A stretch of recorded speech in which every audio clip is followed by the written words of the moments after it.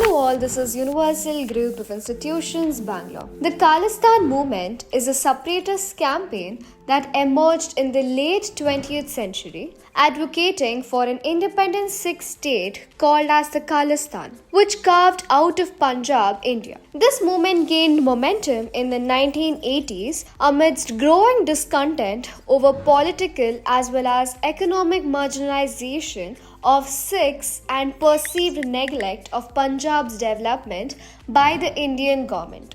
The roots of the Khalistan movement can be traced back to historical grievances, including the perceived injustices against Sikhs and their unique identity. Leaders like Jarnail Singh Bhindranwale emerged as prominent figures advocating for Sikh rights and autonomy. Bhindranwale's rhetoric and actions led to rise in militancy, with the demand for Khalistan gaining traction among certain sections of the Sikh community. The movement took a violent turn with the formation of militant groups and attacks against the Indian security forces and political leaders. The most significant episode was Operation Blue Star in June 1984, when the Indian Army was ordered to remove militants from the Golden Temple in Amritsar.